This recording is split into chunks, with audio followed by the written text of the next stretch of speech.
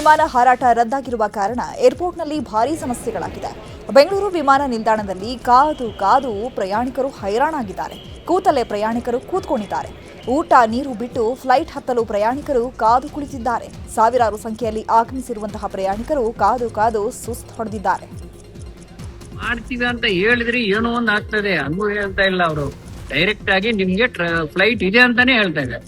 ನಮ್ಮಲ್ಲಿ ಮೆಸೇಜ್ ಬರ್ಬೇಕು, ನಮ್ಗೆ ನಿಮ್ದು ಕ್ಯಾನ್ಸಲ್ ಆಗಿದೆ ಅಂತ ಮೆಸೇಜ್ ಬರ್ಬೇಕು. ಕೆಲವರು ಕ್ಯಾನ್ಸಲ್ ಇಲ್ಲಿ ಬಂದ್ಮೇಲೆ ಕ್ಯಾನ್ಸಲ್ ಆಗಿದೆ ಅಂತ ಮೆಸೇಜ್ಗಳು ಬರ್ತಿದ್ವಿ ಅಂತ. ಯಾರು ಇಬ್ಬರು ಮೂವರು ಬಂದಿದೆ ಅಷ್ಟು ಬಿಟ್ರೆ ಇಲ್ಲಿ ಇಷ್ಟು ಜನ ಇದ್ವಲ್ಲ ಒಬ್ರಿಗೆ ಬಂದಿಲ್ಲ. ಕ್ಯಾನ್ಸಲ್ ಆಗಿದೆ ಅಂತ, ಫ್ಲೈಟ್ ಕ್ಯಾನ್ಸಲ್ ಆಗಿರೋದು ನಾವು ಬೋರ್ಡಿಂಗ್ ಪಾಸ್ ತಗೊಳ್ತಾ ಇರುವಾಗ ಅವಾಗ ಹೇಳ್ತಾ ಇದಾರೆ ಕ್ಯಾನ್ಸಲ್ ಆಗಿದೆ ಅಂತ. ಪರ್ಯಾಯ ವ್ಯವಸ್ಥೆ ಕೂಡ ಸೊ ಪರ್ಯಾಯ ವ್ಯವಸ್ಥೆ ಹೆಂಗಾದ್ರೂ ಇನ್ನೊಂದು ವೇಟ್ ಮಾಡಿ ಏನಾದ್ರು ಆಗಬಹುದು ಅಂತ ಹೇಳ್ತಾ ಇರಬೇಕು. ಏನಾಗುತ್ತೆ ಅಂತ ಅವರು ಹೇಳ್ತಾ ಇಲ್ಲ. ಒಳಗಡೆಯಿಂದ ಹೊರಗಡೆ ಬಂದಿದ್ವಿ, ಈಗ ಒಳಗಡೆ ಹೋಗಂಗಿಲ್ಲ. ಈಗ ನಮ್ಮ ಒಳಗಡೆ ಹೋಗಿ ವಾಪಸ್ ಬಂದ್ರೆ ಫ್ಲೈಟ್ ವಾಪಸ್ ಅಲ್ಲಿ ಹೋಗಿ ಬೋರ್ಡಿಂಗ್ ಪಾಸ್ ತಗೊಂಡು ವಾಪಸ್ ಬಂದಿದ್ವಿ. ಸೊ ಭಾರಿ ಕಷ್ಟ ಆಗ್ತಾ ಇದೆ. ಇನ್ನೊಂದು ಕೇರಳದ ಕೊಚ್ಚಿಗೆ ತೆರಳುವ ಇಂಡಿಗೋ ವಿಮಾನಗಳು ರದ್ದಾಗಿದೆ. ಶಬರಿಮಲೆಗೆ ತೆರಳಬೇಕಿದ್ದ ಅಯ್ಯಪ್ಪ ವ್ರತಾಧಾರಿಗಳು ಬೆಂಗಳೂರು ವಿಮಾನ ನಿಲ್ದಾಣದಲ್ಲಿ ಪ್ರತಿಭಟನೆ ಮಾಡುತ್ತಿದ್ದಾರೆ. ಗಂಟೆಗಟ್ಟಲೆ ಕಾದು ಸುಸ್ತಾದ ಅಯ್ಯಪ್ಪ ಮಾಲಾಧಾರಿಗಳು ಪ್ರತಿಭಟನೆಯನ್ನು ನಡೆಸಿದ್ದಾರೆ. ವಿಮಾನಗಳು ರದ್ದಾದರೂ ಬದಲಿ ವ್ಯವಸ್ಥೆ ಮಾಡಿ ಅಂತ ವ್ರತಾಧಾರಿಗಳು ಪ್ರತಿಭಟನೆ ಮಾಡುತ್ತಿದ್ದಾರೆ.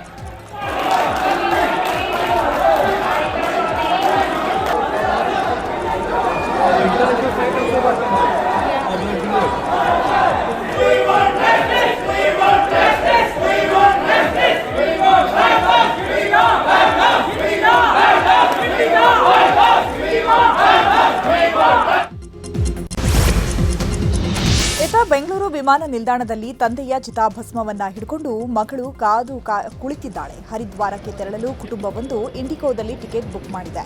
ಆದರೆ ವಿಮಾನ ರದ್ದತಿ ಆಗಿರೋದ್ರಿಂದ ಅವಾಂತರ ಸೃಷ್ಟಿಯಾಗಿದೆ. ತಂದೆಯ ಅಸ್ಥಿಯನ್ನ ಹಿಡಿದು ಮಕ್ಕಳು ದುಃಖದಲ್ಲಿ ಕುಳಿತಿದ್ದಾರೆ.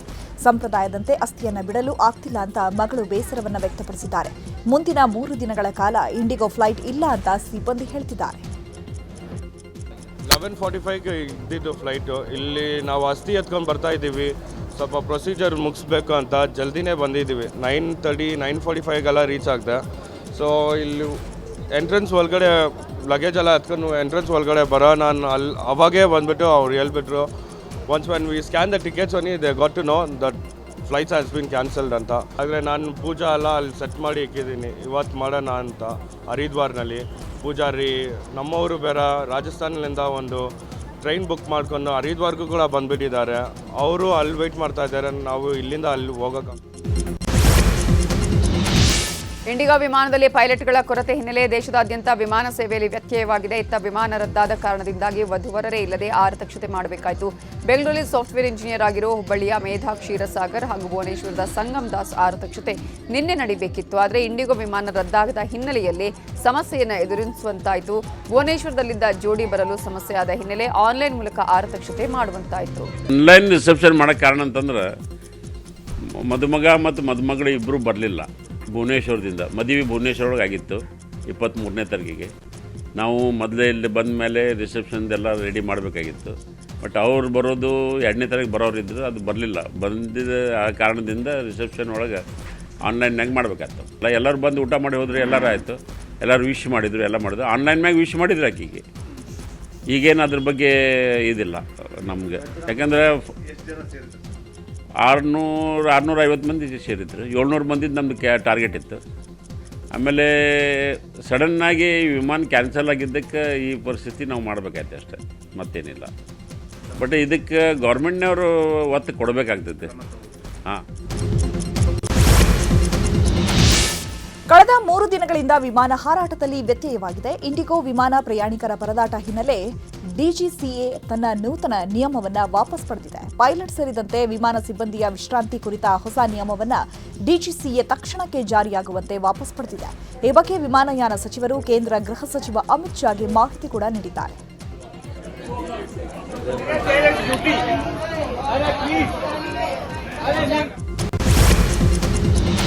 ತಮ್ಮ ಹೇಳಿಕೆ ಬಗ್ಗೆ ವ್ಯಂಗ್ಯವಾಡಿರೋ ಕಾಂಗ್ರೆಸ್ ನಾಯಕರಿಗೆ ಅಶೋಕ್ ತೀಕ್ಷ್ಣವಾಗಿ ಪ್ರತಿಕ್ರಿಯೆ ಕೊಟ್ಟಿದ್ದಾರೆ. ಬೆಂಗಳೂರಲ್ಲಿ ಮಾತಾಡಿರೋ ಅಶೋಕ್ 63% ಕಮಿಷನ್ ಬಗ್ಗೆ ಉಪ ಲೋಕಾಯುಕ್ತ ಪ್ರಸ್ತಾಪ ಮಾಡಿದ್ರು. ಆದರೆ ಅವರು 2019 ಬಗ್ಗೆ ಎಲ್ಲೂ ಪ್ರಸ್ತಾಪ ಮಾಡಿಲ್ಲ.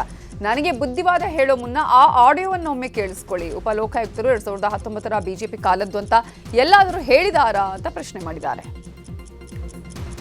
ಫಸ್ಟು ಅದನ್ನು ಯಾವುದಾದ್ರೂ ಪ್ರಿಂಟ್ ಮೀಡಿಯಾದಲ್ಲಿ ಎಲೆಕ್ಟ್ರಾನಿಕ್ ಮೀಡಿಯಾದಲ್ಲಿ ಇದು 2019 ಅಂತ ಹೇಳಿ ಮಾತಾಡಿದಾರ. ನನಗೆ ಬುದ್ಧಿವಾದ ಹೇಳಕ್ಕೆ ಮುಂಚೆ ಅವ್ರು ಏನು ಮಾತಾಡಿದ್ದಾರೆ ಆ ಆಡಿಯೋನ ನೋಡಿ ಕೇಳಿಸ್ಕೊಳ್ಳಿ, ಸ್ವಲ್ಪ ಕಿವಿ ಕಿವುಡಾಗಿದ್ರೆ. ನನಗೆ ಬುದ್ಧಿವಾದ ಹೇಳಕ್ಕೆ ಬರಬೇಡಿ, ನನಗೆ ತಿಳುವಳಿಕೆ ಹೇಳೋದ್ರ ಬದಲು ನೀವು ಅವ್ರು ಏನು ಮಾತಾಡಿದ್ದಾರೆ ಫಸ್ಟು ಅದನ್ನು ನೋಡಿ. ಅವರೆಲ್ಲಾದರೂ 2019 ಹೇಳಿದ್ದೀನಿ ಅಂತ ಹೇಳಿದಾರಾ? ನನ್ನ ಮೊದಲ ಪ್ರಶ್ನೆ. ಎರಡನೇ ಪ್ರಶ್ನೆ, ಅದು BJP ಕಾಲದ್ದು ಅಂತ ಎಲ್ಲ ಹೇಳಿದಾರಾ? ನಂದು ಎರಡನೇ ಪ್ರಶ್ನೆ ಇದು. ಅವ್ರು ಹೇಳೂ ಇಲ್ಲ, BJP ಕಾಲದ್ದು ಅಂತ ಹೇಳಿಲ್ಲ. 2019 ನೀವು ಊಹೆ ಮಾಡ್ಕೊಂಬಿಟ್ರೆ.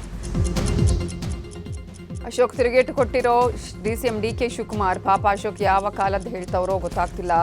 ಫಸ್ಟ್ ಅವ್ರು ಯಾವ ಕಾಲದ ಕೊಟ್ಟಿದ್ದಾರೆ ಅಂತ ಓದ್ಕೊಳ್ಳಿ, ಆ ನಂತರ ಅದ್ರ ಬಗ್ಗೆ ನಾನು ಮಾತಾಡ್ತೀನಿ ಅಂತ ರಿಯಾಕ್ಷನ್ ಕೊಟ್ಟಿದ್ದಾರೆ. ಲೋಕಾಯುಕ್ತ ವಿಚಾರ ಹೇಳ್ತಿದ್ದೆ, ಅದು ಪಾಪ ಅಶೋಕ್ ಗೊತ್ತಿಲ್ಲ ಯಾವ ಕಾಲದ್ದು ಅವರು ಹೇಳ್ತಾ ಇದ್ದಾರೆ ಅಂತ ಗೊತ್ತಿಲ್ಲ. ಫಸ್ಟ್ ಅವರು ರಿಪೋರ್ಟು ಯಾವ ಕಾಲದ್ದು ಏನು ಕೊಟ್ಟಿದ್ದಾರೆ ಅಂತ ಫಸ್ಟ್ ಅವ್ರು ಓದ್ಕೊಳ್ಳಿ, ಆಮೇಲೆ ನಾನು ಮಾತಾಡ್ತೀನಿ. ಈಗ ಲೋಕಾಯುಕ್ತ ವಿಚಾರ ಹೇಳ್ತಿದ್ದೆ, ಅದು ಪಾಪ ಅಶೋಕ್ ಗೊತ್ತಿಲ್ಲ ಯಾವ ಕಾಲದ್ದು ಅವರು ಹೇಳ್ತಾ ಇದ್ದಾರೆ ಅಂತ ಗೊತ್ತಿಲ್ಲ. ಫಸ್ಟ್ ಅವರು ರಿಪೋರ್ಟು ಯಾವ ಕಾಲದ್ದು ಏನು ಕೊಟ್ಟಿದ್ದಾರೆ ಅಂತ ಫಸ್ಟ್ ಅವ್ರು ಓದ್ಕೊಳ್ಳಿ. ಕೆಐಎಡಿಬಿಯ ನೂತನ ಕೇಂದ್ರ ಕಚೇರಿ ಉದ್ಘಾಟನೆ ನಡೆಯಿತು. ಗಾಂಧಿನಗರದಲ್ಲಿ ನಿರ್ಮಿಸಲಾದ ಕಚೇರಿಯನ್ನು ಸಿಎಂ ಸಿದ್ದರಾಮಯ್ಯ ಉದ್ಘಾಟಿಸಿದರು. ಸಚಿವರಾದ ಎಂಬಿ ಪಾಟೀಲ್, ಚಲವರಾಯಸ್ವಾಮಿ ಹಾಗೂ ಶಾಸಕ ಆರ್ವಿ ದೇಶಪಾಂಡೆ ಉಪಸ್ಥಿತರಿದ್ದರು. ರಿಬ್ಬನ್ ಕಟ್ ಮಾಡುವ ಮೂಲಕ ನೂತನ ಕಚೇರಿಯನ್ನು ಉದ್ಘಾಟಿಸಲಾಯಿತು.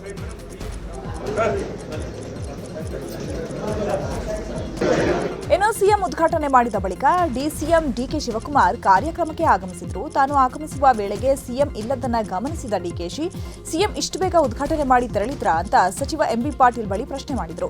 DCM ಪ್ರಶ್ನೆಗೆ ಉತ್ತರಿಸಿದ DKಶಿ ಸಿಎಂ ಮಂಡ್ಯದಲ್ಲಿ ಕಾರ್ಯಕ್ರಮಕ್ಕೆ ತೆರಳಬೇಕಾಗಿತ್ತು, ಹಾಗಾಗಿ ಬೇಗನೆ ನಿರ್ಗಮಿಸಿದ್ರು ಅಂತ ಹೇಳಿದ್ರು.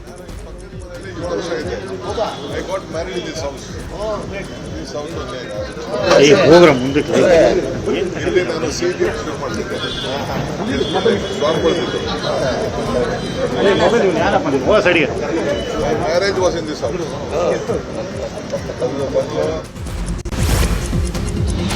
ನಿನ್ನೆ ಸತೀಶ್ ಜಾರಕಿಹೊಳಿ ಜೊತೆ DCM DKಶಿ ಸೀಕ್ರೆಟ್ ಮೀಟಿಂಗ್ ಮಾಡಿದ್ರು. ಇನ್ನು ಇವತ್ತು KIADB ಕಟ್ಟಡ ಉದ್ಘಾಟನೆ ಕಾರ್ಯಕ್ರಮಕ್ಕೆ ಆಗಮಿಸಿದ್ದ DK ಶಿವಕುಮಾರ್ ಸಚಿವ ಎಂಬಿ ಪಾಟೀಲ್ ಜೊತೆ ಸೀಕ್ರೆಟ್ ಮೀಟಿಂಗ್ ಮಾಡಿದ್ದಾರೆ. ಸುಮಾರು ಅರ್ಧ ಗಂಟೆಗೂ ಹೆಚ್ಚು ಕಾಲ ಪ್ರತ್ಯೇಕವಾಗಿ ಮಾತುಕತೆ ನಡೆಸಿದ್ದಾರೆ. ಇನ್ನು ಸಿಎಂ ಸಿದ್ದರಾಮಯ್ಯ ಆಪ್ತ ವಲಯದಲ್ಲಿ ಗುರುತಿಸಿಕೊಂಡಿರುವ ಸಚಿವರ ಜೊತೆ DKಶಿ ಚರ್ಚೆ ಮಾಡ್ತಾ ಇರೋದು ಇದೀಗ ತೀವ್ರ ಕುತೂಹಲಕ್ಕೆ ಕಾರಣವಾಗಿದೆ. ನಿನ್ನೆ ನಟ ಸುದೀಪ್ ಸಹೋದರಿಯ ಪುತ್ರನ ವಿವಾಹ ಆರತಾಕ್ಷತೆ ಕಾರ್ಯಕ್ರಮದಲ್ಲಿ DCM DKಶಿ ಪಾಲ್ಗೊಂಡಿದ್ರು. ಈ ವೇಳೆ ಸತೀಶ್ ಜಾರಕಿಹೊಳಿ ಹಾಗೂ DKಶಿ ಕೆಲಕಾಲ ಚರ್ಚೆ ಮಾಡಿದ್ದಾರೆ. ಈ ಸಚಿವ ಸತೀಶ್ ಜಾರಕಿಹೊಳಿ ಈ ವಿಚಾರದ ಬಗ್ಗೆ ಪ್ರತಿಕ್ರಿಯೆ ಸಹ ಕೊಟ್ಟಿದ್ದಾರೆ. ಆರತಾಕ್ಷತೆಗೆ ಅವರು ಬಂದಿದ್ರು, ನಾನು ಹೋಗಿದ್ದೆ, ಈ ವೇಳೆ ಭೇಟಿಯಾಗಿದ್ದೇನೆ ಅಷ್ಟೇ. ಅಲ್ಲಿ ನಾವು ಪ್ರತ್ಯೇಕವಾಗಿ ಯಾವುದೇ ಚರ್ಚೆ ಮಾಡಿಲ್ಲ, ಅವರು ನನ್ನ ಭೇಟಿಗಾಗಿ ಕಾರ್ಯಕ್ರಮಕ್ಕೆ ಬಂದಿತ್ತಲ್ಲ ಅಂತ ಹೇಳಿದ್ರು. ಹೌದು, ಭೇಟಿಯಾದ ಸಂದರ್ಭಗಳು ಅಲ್ಲ, ನೀವು ಭೇಟಿಯಾದ ಯಾಕಂದ್ರೆ ಮದುವೆ ಇತ್ತು. ಅದು ನಾವು ಮದುವೆ ಹೋಗಿದ್ವಿ, ಅವರು ಮದುವೆ, ಅವ್ರಿಗೂ ಆಪ್ತರಿಗೆ ನಮಗೂ ಆಪ್ತರ. ಅವ್ರಿಗೆ ಅಲ್ಲಿ ನಾವು ಬರೋದು ಅವ್ರಿಗೆ ಗೊತ್ತಿಲ್ಲ, ಅವ್ರು ಬರೋದು ನಮ್ಗೆ ಗೊತ್ತಿಲ್ಲ.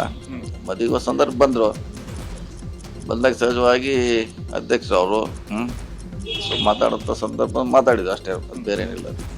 ಸರ್, ಈ ಸಂದರ್ಭದಲ್ಲಿ ತಮ್ಮನ್ನ ಭೇಟಿ ಮಾಡ್ತಾ ಇರ್ತಕ್ಕಂಥದ್ದೇ ತೀವ್ರ ಇಲ್ಲ, ನನಗೆ ಗೋಸ್ಕರ ಅಲ್ಲ, ಅವ್ರು ಬಂದಿದ್ದೇ ಮದುವೆಗೆ, ನಾನು ಹೋಗಿದ್ದು ಮದುವೆಗೆ.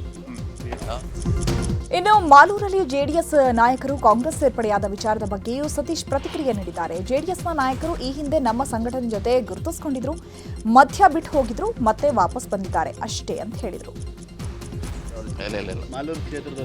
ಅವರು ನಮ್ಮ ಸಂಘಟನೆ ಜೊತೆ ಗುರುತಿಸ್ಕೊಂಡಿರೋ, ಅವರು ಮಧ್ಯ ಬಿಟ್ಟು ಹೋಗಿದ್ರು, ಮತ್ತೆ ಅವ್ರು ಕಾಂಗ್ರೆಸ್ಗೆ ವಾಪಸ್ ತಂದಿದ್ರು ಅಷ್ಟೇ. ಅದೇನು ಮುಂಚೆ ಅವ್ರ ಜೊತೆ ಇದ್ರು, ಅವರು MLA ಅವ್ರ ಜೊತೆ ಕಳೆ ಚುನಾವಣೆ ಬಿಟ್ಟು ಹೋಗಿದ್ರು, ಮತ್ತೆ ಅವ್ನು ಕಾಂಗ್ರೆಸ್ಗೆ ವಾಪಸ್ ತರುವಂಥ ಪ್ರಯತ್ನ ಮಾಡಿದ್ರು ಅಷ್ಟೇ.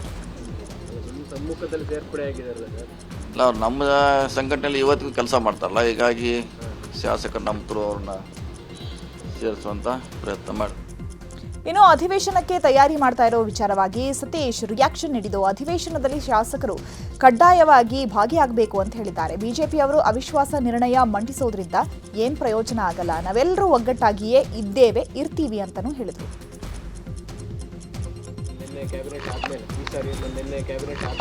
ಆದ ತಕ್ಷಣ ಅದೇ ಏನೇನು ಮಾಡಬೇಕು, ಆಮ್ಯಾಗ ಮೇಜ್ ಬಗ್ಗೆ ಸಮಸ್ಯೆ ಇದ್ದಾರೆ, ಬೇರೆ ಬೇರೆ ಸಚಿವರಿಗೆ ಶಾಸಕರಿಗೆ ಇರಬೇಕು ಕಡ್ಡಾಯವಾಗಿ ಅಂತ ಅದನ್ನು ಹೇಳಿದ್ದಾರೆ CM ಅವರು. ಎಲ್ಲ ಅದರಿಂದ ಏನು ಪ್ರಯೋಜನ ಆಗೋಲ್ಲ, ಮೊನ್ನೆ ಹೇಳಿದೆ, ಅದರಿಂದ ಏನು ಪ್ರಯೋಜನ ಆಗೋಲ್ಲ. ನಮ್ಮ ಸಂಖ್ಯೆ ಇದೆ, ಸುಮ್ಮನೆ ಅವರ ಹೆಸರಿಗೆ ಮಾತ್ರ ಮಾಡಿ. ಸತೀಶ್ ಜಾರಕಿಹೊಳಿ ಜೊತೆ ಸೀಕ್ರೆಟ್ ಮೀಟಿಂಗ್ ವಿಚಾರವಾಗಿ DCM DK ಶಿವಕುಮಾರ್ ಪ್ರತಿಕ್ರಿಯೆ ಕೊಟ್ಟಿದ್ದಾರೆ. ನಾನು ಸತೀಶ್ ಇಬ್ರು ಕೊಲೀಗ್ಸ್, ಮಧ್ಯಾಹ್ನ ಕ್ಯಾಬಿನೆಟ್ನಲ್ಲಿ ಇರ್ತೇವೆ, ಸಂಜೆ ಊಟಕ್ಕೆ ಸೇರ್ತೀವಿ, ಬೆಳಗ್ಗೆ ತಿಂಡಿಗೂ ಜೊತೆಯಾಗಿರ್ತೀವಿ. ಇದೆಲ್ಲ ಇದ್ದದ್ದೇ. ರಾಜ್ಯಕ್ಕೆ ಯಾವೆಲ್ಲ ಇಂಡಸ್ಟ್ರಿಗಳನ್ನು ತರಬೇಕು, ತಮಿಳುನಾಡು ತೆಲಂಗಾಣಕ್ಕೆ ಯಾವ ರೀತಿಯಾಗಿ ನಾವು ಕಾಂಪೀಟ್ ಮಾಡಬೇಕು ಅನ್ನೋದ್ರ ಬಗ್ಗೆ ಚರ್ಚೆ ಮಾಡಿದ್ದೇವೆ. ನಾನು ಸತೀಶ್ ಚರ್ಚೆ ಮಾಡಿದ್ದು ಖಂಡಿತ ನಿಜ ಅಂತ DKಶಿ ಹೇಳಿದರು. ನಾನು ಸತೀಶ್ ಯಾರು ಕೊಲೀಗ್ಸ್ ರೀ. ಮಧ್ಯಾಹ್ನ ಕ್ಯಾಬಿನೆಟ್ ಅಲ್ಲಿ ಇರ್ತೀವಿ, ರಾತ್ರಿ ಊಟಕ್ಕೆ ಸೇರ್ತೀವಿ, ಬೆಳಗ್ಗೆ ತಿಂಡಿಗೆ ಸೇರ್ತೀವಿ. ಖಂಡಿತ ನಾನು ಸತೀಶ್ ಸೇರಿದ ನಿಜ. ಎಲ್ಲ ರಾತ್ರಿ ಯಾವುದೋ ಒಂದು ಮದುವೆಯಲ್ಲಿ ನಾವೆಲ್ಲ ಸೇರ್ಕೊಂಡು ಕೆಲವು ವಿಚಾರಗಳು, ರಾಜ್ಯದ ಪಕ್ಷದ ವಿಚಾರ ಮಾತಾಡ್ತಾ ಇರ್ತೀವಿ. We all are colleagues. ಬಿಜೆಪಿಯವರು ವಿರೋಧ ಪಕ್ಷದ ನಾಯಕನನ್ನ ಆದಷ್ಟು ಬೇಗ ಚೇಂಜ್ ಮಾಡಿದರೆ ಒಳ್ಳೆಯದು ಅಂತ ಸಚಿವ MB ಪಾಟೀಲ್ ಹೇಳಿದ್ದಾರೆ. ಬೆಂಗಳೂರಲ್ಲಿ ಮಾತನಾಡಿದ ಅವರು, ಅಶೋಕ್ ಅವರಂತಹರನ್ನ ಬಿಜೆಪಿ ವಿರೋಧ ಪಕ್ಷದ ನಾಯಕ ಸ್ಥಾನದಲ್ಲಿ ಕೂರಿಸಿದ್ರೆ ಬಿಜೆಪಿ ಶಾಶ್ವತವಾಗಿ ವಿರೋಧ ಪಕ್ಷದಲ್ಲಿರೋದು ಗ್ಯಾರಂಟಿ. ವಿರೋಧ ಪಕ್ಷದವರು ಅಂದ್ರೆ ಶ್ಯಾಡೋ ಚೀಫ್ ಮಿನಿಸ್ಟರ್ ಅಂತಾರೆ, ಆದರೆ ಅವರು ಅಜ್ಞಾನದಿಂದ ಬೇಜವಾಬ್ದಾರಿಯುತವಾಗಿದ್ದಾರೆ. ಇನ್ನು ಉಪಲೋಕಾಯುಕ್ತರು 2019 ಬಗ್ಗೆ ಉಲ್ಲೇಖಿಸಿದ್ದನ್ನ ಈಗಿನ ಸರ್ಕಾರದ ಮೇಲೆ ಮಾತನಾಡ್ತಾರಲ್ಲ ಅಂತ ವ್ಯಂಗ್ಯವಾಡಿದ್ರು.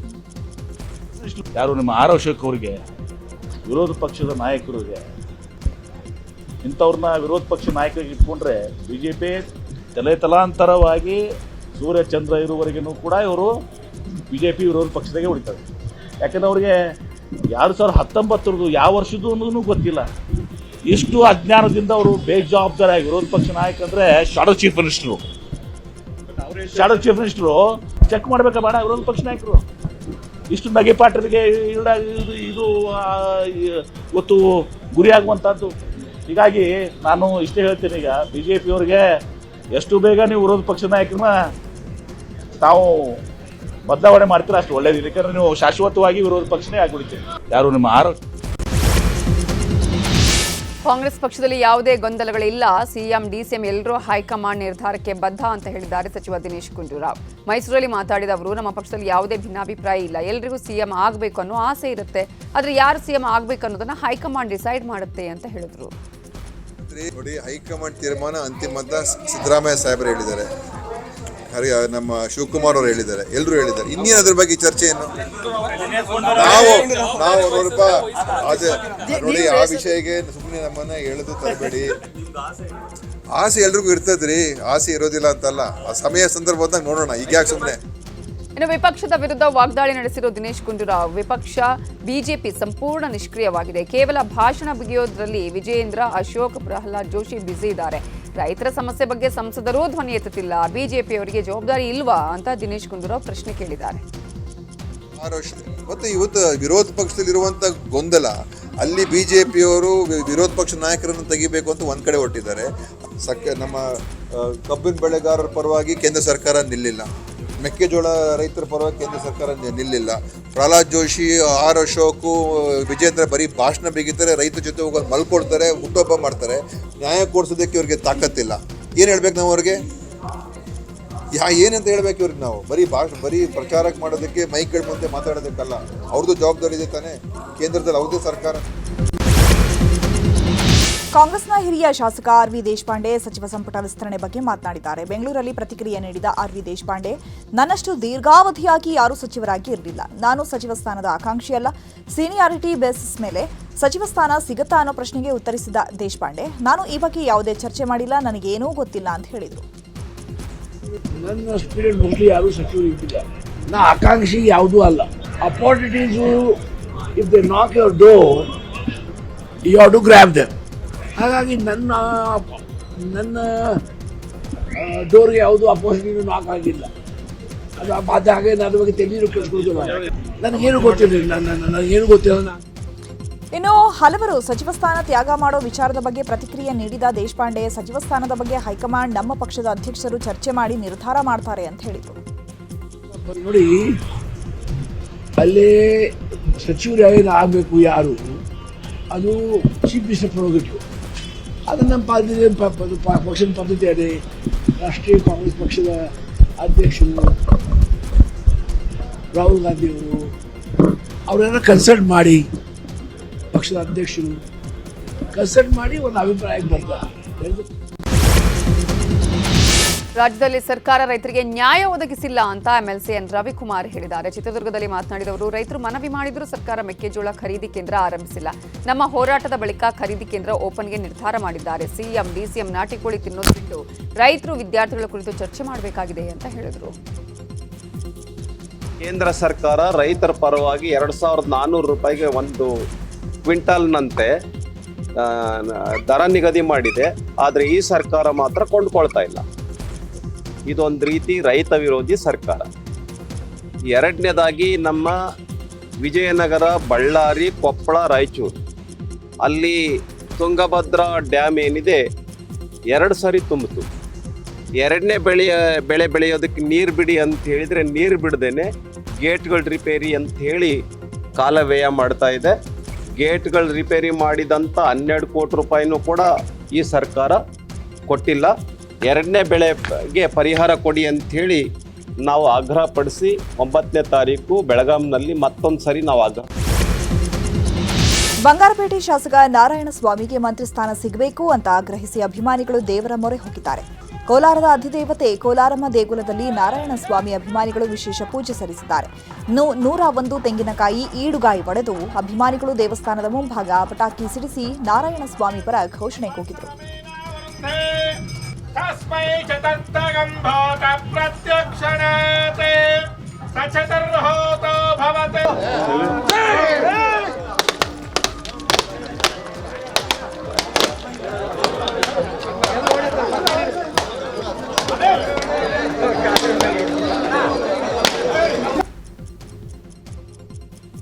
ನಮ್ಮಗಳ ಕೋರಿಕೆ ಇಷ್ಟೇ. ಬಹಳ ವರ್ಷಗಳಿಂದ ಸ್ಥಳೀಯರಾಗಿರ್ತಕ್ಕಂಥವರಿಗೆ ಮಂತ್ರಿ ಪದವಿ ಸಿಗಲಿಲ್ಲ. ಸ್ಥಳೀಯರಿಗೆ ಅವಕಾಶ ಸಿಗದಿರೋದ್ರಿಂದ ಅನೇಕ ಸಮಸ್ಯೆಗಳು ಈ ಜಿಲ್ಲೆಯಲ್ಲಿ ನಮ್ಮನ್ನು ಕಾಡ್ತಾ ಇದೆ. ಭಾರತ ದೇಶದಲ್ಲಿಯೇ ಬಲಗೈ ಸಮುದಾಯ 2ನೇ ಅತಿ ಹೆಚ್ಚು ಸಂಖ್ಯೆ ಇರತಕ್ಕಂಥ ಜಿಲ್ಲೆ ಕೋಲಾರ ಜಿಲ್ಲೆ. ಕಾಂಗ್ರೆಸ್ ಪಕ್ಷದ ರಾಷ್ಟ್ರೀಯ ಅಧ್ಯಕ್ಷರಾಗಿರ್ತಕ್ಕಂಥ ಮಲ್ಲಿಕಾರ್ಜುನ ಖರ್ಗೆಜಿಯವರು, ಈ ರಾಜ್ಯದ ಮುಖ್ಯಮಂತ್ರಿಗಳಾಗಿರ್ತಕ್ಕಂಥ ಸನ್ಮಾನ್ಯ ಸಿದ್ದರಾಮಣ್ಣಜಿಯವರು ಮತ್ತು ರಾಜ್ಯದ ಉಪಮುಖ್ಯಮಂತ್ರಿಗಳು ಮತ್ತು ರಾಜ್ಯಾಧ್ಯಕ್ಷರಾಗಿರ್ತಕ್ಕಂಥ DK ಶಿವಕುಮಾರ್ಜಿಯವರು ಅವರೆಲ್ಲರೂ ಕೂಡ ಹಿಂದೆ ಕೂಡ 2ನೇ ಅವಧಿಗೆ ಮಾಡ್ತೀವಿ ಅನ್ನೋ ಮಾತನ್ನು ಕೂಡ ಕೊಟ್ಟಿದ್ದರು. CM ಬದಲಾವಣೆ ನಮ್ಮ ಕೈಯಲ್ಲಿಲ್ಲ, ಅದು ಹೈಕಮಾಂಡ್ ತೀರ್ಮಾನ ಮಾಡುತ್ತೆ. ಖಂಡಿತವಾಗಲೂ ಕೂಡ ಈ ಅಧಿವೇಶನ ಆದ ನಂತರ ಸಂಪುಟ ವಿಸ್ತರಣೆ ಆಗ್ತದೆ. ಮಂಡ್ಯದಲ್ಲಿ ಆಯೋಜನೆಯಾಗಿರೋ ಕೃಷಿ ಮೇಳವನ್ನ ಸಿಎಂ ಸಿದ್ದರಾಮಯ್ಯ ಉದ್ಘಾಟನೆ ಮಾಡಬೇಕಾಗಿತ್ತು. ಮಧ್ಯಾಹ್ನ 12 ಗಂಟೆಗೆ ಕೃಷಿ ಮೇಳವನ್ನ ಉದ್ಘಾಟಿಸಬೇಕಾಗಿತ್ತು. ಹೆಲಿಕಾಪ್ಟರ್ ಮೂಲಕ ಬೆಂಗಳೂರಿನಿಂದ ತೆರಳಿ ಕೃಷಿ ಮೇಳ ಉದ್ಘಾಟಿಸುತ್ತಾರೆ ಅಂತಾನೆ ಹೇಳಲಾಗಿತ್ತು. ಆದರೆ ಹವಾಮಾನ ವೈಪರೀತ್ಯದಿಂದಾಗಿ ಸಿಎಂ ವೈಮಾನಿಕ ಪ್ರವಾಸವೇ ಕ್ಯಾನ್ಸಲ್ ಆಗಿದ್ದು ರಸ್ತೆ ಮೂಲಕವೇ ಮಂಡ್ಯಕ್ಕೆ ತೆರಳಿದ್ದಾರೆ. ಅಶ್ಲೀಲ ಸನ್ನೆ ಮಾಡಿದ ಶಾರುಖ್ ಪುತ್ರ ಆರ್ಯನ್ ಖಾನ್ ವಿರುದ್ಧ ಲಿಖಿತ ದೂರು ದಾಖಲಾಗಿದೆ. ಪೊಲೀಸ್ ಕಮಿಷನರ್ ಹೇಮಂತ್ ಕುಮಾರ್ ಸಿಂಗ್ಗೆ ವಕೀಲ ಹುಸೇನ್ ಅನ್ನೋರು ದೂರು ಕೊಟ್ಟಿದ್ದಾರೆ. ಆರ್ಯನ್ ಖಾನ್ ದುರ್ವರ್ತನೆ ತೋರಿದು ಮಹಿಳೆಯರ ಘನತೆಗೆ ಧಕ್ಕೆ ತಂದಿದ್ದಾರೆ. ಆರ್ಯನ್ ಖಾನ್ ವಿರುದ್ಧ ಸೂಕ್ತ ಕ್ರಮ ಕೈಗೊಳ್ಳುವಂತೆ ದೂರಿನಲ್ಲಿ ಉಲ್ಲೇಖಿಸಲಾಗಿದೆ. ಇನ್ನು ಮಹಿಳಾ ಆಯೋಗಕ್ಕೂ ಹುಸೇನ್ ದೂರು ಸಲ್ಲಿಸಿದ್ದಾರೆ. ಸಭ್ಯ ಸನ್ನೆ ವಿಚಾರವಾಗಿ ಇಲ್ಲಿವರೆಗೂ 3 ಹೇಳಿಕೆಯನ್ನು ಪೊಲೀಸರು ದಾಖಲು ಮಾಡಿಕೊಂಡಿದ್ದಾರೆ. ಸಾತ್ವಿಕ್ ಅನ್ನುವ ಯುವಕನ ಹೇಳಿಕೆಯನ್ನು ಪೊಲೀಸರು ಪಡ್ಕೊಂಡಿದ್ದಾರೆ. ಆದರೆ ಸ್ಪಷ್ಟವಾದ ಮಾಹಿತಿ ನೀಡದ ಹಿನ್ನೆಲೆ ಪಬ್ನ ಸಿಸಿಟಿವಿ ಡಿವಿಆರ್ ಅನ್ನು ಪೊಲೀಸರು ವಶಕ್ಕೆ ಪಡೆದುಕೊಂಡು ತನಿಖೆ ಮುಂದುವರೆಸಿದ್ದಾರೆ. BNSS ಸೆಕ್ಷನ್ 173 ಅಡಿಯಲ್ಲಿ ಪ್ರಾಥಮಿಕ ತನಿಖೆ ಮಾಡಲಾಗ್ತಿದ್ದು, ಪಬ್ ಅಲ್ಲಿ ಪಾರ್ಟಿ ನಡೆದ ದಿನ ಯಾವುದು, ಆ ಪಾರ್ಟಿಗೆ ಯಾರ್ಯಾರು ಬಂದಿದ್ರು, ಎಷ್ಟು ಜನ ಸೇರಿದ್ರು, ಎಲ್ಲದರ ಮಾಹಿತಿಯನ್ನು ಕಲೆ ಹಾಕಲಾಗ್ತಿದೆ. ಕಬ್ಬನ್ ಪಾರ್ಕ್ ಪೊಲೀಸರು ತನಿಖೆ ಮುಂದುವರೆಸಿದ್ದಾರೆ. ರಷ್ಯಾ ಅಧ್ಯಕ್ಷ ವ್ಲಾಡಿಮಿರ್ ಪುಟಿನ್ ಭಾರತ ಪ್ರವಾಸದಲ್ಲಿದ್ದಾರೆ. ಇವತ್ತು ದೆಹಲಿಯಲ್ಲಿ ರಾಷ್ಟ್ರಪತಿ ದ್ರೌಪದಿ ಮುರ್ಮು ಅವರನ್ನ ಪುಟಿನ್ ಭೇಟಿಯಾದರು. ಆ ಬಳಿಕ ಸೇನಾಪಡೆಯಿಂದ ಗಾರ್ಡ್ ಆಫ್ ಹಾನರ್ ಸ್ವೀಕರಿಸಿದರು. ಅಲ್ಲಿಂದ ನೇರವಾಗಿ ಗಾಂಧಿ ಸ್ಮಾರಕಕ್ಕೆ ಭೇಟಿ ನೀಡಿದ ಪುಟಿನ್ ಮಹಾತ್ಮ ಗಾಂಧಿಗೆ ಗೌರವ ಅರ್ಪಣೆ ಮಾಡಿದರು. ಅಲ್ಲಿಂದ ದೆಹಲಿಯ ಹೈದರಾಬಾದ್ ಹೌಸ್ಗೆ ತೆರಳಿದ ಪುಟಿನ್ ಅಲ್ಲಿ ದ್ವಿಪಕ್ಷೀಯ ಚರ್ಚೆ ನಡೆಸಿದ್ದು ಹಲವು ಮಹತ್ವದ ಒಪ್ಪಂದಕ್ಕೆ ಸಹಿ ಹಾಕಿದ್ದಾರೆ. ಇದೇ ವೇಳೆ ಉಕ್ರೇನ್ನಲ್ಲಿ ನಡೀತಾ ಇರುವಂತಹ ಯುದ್ಧದ ಬಗ್ಗೆಯೂ ಕೂಡ ಚರ್ಚೆಯಾಗಿದೆ. ಉಕ್ರೇನ್ನಲ್ಲಿ ಶಾಂತಿ ಸ್ಥಾಪಿಸುವಂತಹ ಕುರಿತು ಮೋದಿ ಪ್ರಸ್ತಾಪಿಸಿದ್ದು, ರಷ್ಯಾ ಅಧ್ಯಕ್ಷ ಪುಟಿನ್ ಶಾಂತಿ ಮಂತ್ರಕ್ಕೆ ಅಸ್ತು ಅಂತ ಹೇಳಿದ್ದಾರೆ. ದೇಶದ ಜಿಡಿಪಿಗೆ ಮತ್ತಷ್ಟು ಉತ್ತೇಜನ ಕೊಡುವ ನಿಟ್ಟಿನಲ್ಲಿ ಆರ್ಬಿಐ ರೆಪೋ ದರ ಕಡಿತಗೊಳಿಸಿದೆ. 0.25 ಬೇಸಿಸ್ ಪಾಯಿಂಟ್ ಕಡಿತಗೊಳಿಸಿದ್ದು, ರೆಪೋ ಬಡ್ಡಿ ದರ ಶೇಕಡ 5.50 ಇಂದ ಶೇಕಡ 5.25ಕ್ಕೆ ಇಳಿಕೆಯಾಗಿದೆ. ಆರ್ಬಿಐನ ಹಣಕಾಸು ನೀತಿ ಸಮಿತಿಯು ಸಭೆ ಬಳಿಕ 0.25 ಬೇಸಿಸ್ ಪಾಯಿಂಟ್ ಕಡಿಮೆ ಮಾಡಲು ನಿರ್ಧರಿಸಿರುವುದಾಗಿ ಆರ್ಬಿಐ ಗವರ್ನರ್ ಸಂಜಯ್ ಮಲ್ಹೋತ್ರಾ ತಿಳಿಸಿದ್ದಾರೆ. ಕೊಪ್ಪಳದಲ್ಲಿ ಬಲ್ದೋಟ ಕಂಪನಿ ವಿಸ್ತರಣೆಗೆ ವಿರೋಧಿಸಿ ಅನಿರ್ದಿಷ್ಟಾವಧಿ ಸತ್ಯಾಗ್ರಹ ಮಾಡಲಾಗುತ್ತಿದೆ. ಇದಕ್ಕೆ ರಾಜ್ಯ ರೈತ ಸಂಘ ಬೆಂಬಲ ವ್ಯಕ್ತಪಡಿಸಿದ್ದು, ನಗರದಲ್ಲಿ ರೈತ ಸಂಘದ ಕಾರ್ಯಕರ್ತರಿಂದ ಮೆರವಣಿಗೆ ಮಾಡಲಾಗಿದೆ. ಬೆಳಗಾವಿಯಲ್ಲಿ ಹಿಂದುಳಿದ ವರ್ಗಗಳ ಕಲ್ಯಾಣ ಇಲಾಖೆಯ ವಿದ್ಯಾರ್ಥಿನಿಯರ ಹಾಸ್ಟೆಲ್ಗಾಗಿ ಆಗ್ರಹಿಸಿ ಎಬಿವಿಪಿ ಪ್ರತಿಭಟನೆ ಮಾಡಿದೆ. ಚಿಕ್ಕೋಡಿ ಬಸವೇಶ್ವರ ವೃತ್ತದಲ್ಲಿ ಮಾನವ ಸರಪಳಿ ನಿರ್ಮಿಸಿದ ಎಬಿವಿಪಿ ಕಾರ್ಯಕರ್ತರು ನಿಪ್ಪಾಣಿ ಮುಧೋಳ ರಾಜ್ಯ ಹೆದ್ದಾರಿ ಬಂದ್ ಮಾಡಿದರು. ಬೆಂಗಳೂರು ದಕ್ಷಿಣ ಜಿಲ್ಲೆಯ ಚನ್ನಪಟ್ಟಣದಲ್ಲಿ ಎಐಡಿಎಸ್ಒ ಸಂಘಟನೆ ಪ್ರತಿಭಟನೆ ಮಾಡಿದೆ. ಕೆಪಿಎಸ್ ಮ್ಯಾಗ್ನೆಟ್ ಹೆಸರಲ್ಲಿ ಸರ್ಕಾರಿ ಶಾಲೆಗಳು ಮುಚ್ಚುವ ಹುನ್ನಾರ ಸರ್ಕಾರ ಮಾಡ್ತಾ ಇದೆ ಅಂತ ಪ್ರತಿಭಟನಾಕಾರರು ಆರೋಪಿಸಿದ್ದಾರೆ. ಧರ್ಮಸ್ಥಳದಲ್ಲಿ ಬುರುಡೆ ಹೂತಿಟ್ಟಿದ್ದ ಪ್ರಕರಣಕ್ಕೆ ಸಂಬಂಧಪಟ್ಟಂತೆ ಮಾಸ್ಕ್ ಮ್ಯಾನ್ ಚಿನ್ನಯ್ಯನಿಗೆ ಕೋರ್ಟ್ ಷರತ್ತುಬದ್ಧ ಜಾಮೀನು ನೀಡಿದೆ. ಆದರೆ ನ್ಯಾಯಾಲಯದ ಷರತ್ತುಗಳನ್ನು ಪೂರೈಸದ ಹಿನ್ನೆಲೆ ಶಿವಮೊಗ್ಗ ಜೈಲಿನಲ್ಲೇ ಇರುವಂತಾಗಿದೆ. ಬೇಲ್ ಸಿಕ್ಕು 10 ದಿನಗಳಾದರೂ ಸಹ ಚಿನ್ನಯ್ಯಗೆ ಬಿಡುಗಡೆ ಭಾಗ್ಯ ಸಿಕ್ಕಿಲ್ಲ. ಹಾವೇರಿ ಜಿಲ್ಲೆಯ ರಟ್ಟಿಹಳ್ಳಿ ಭಾಗದಲ್ಲಿ ಚಿರತೆಗಳ ಹಾವಳಿಗೆ ರೈತರು ಬೇಸತ್ತಿದ್ದಾರೆ. ಚಿರತೆ ಸೆರೆ ಹಿಡಿಯಲು ರಟ್ಟಿಹಳ್ಳಿ ಭಾಗದಲ್ಲಿ ಬೋನ್ ಇರಿಸಿದ್ದು ಚಿರತೆ ಸೆರೆಯಾಗಿದೆ. ಇನ್ನು ಹೆಚ್ಚಿನ ಪ್ರಮಾಣದಲ್ಲಿ ಚಿರತೆ ಬೋನ್ ಅಳವಡಿಕೆಗೆ ರೈತರು ಮನವಿ ಮಾಡಿಕೊಂಡಿದ್ದಾರೆ.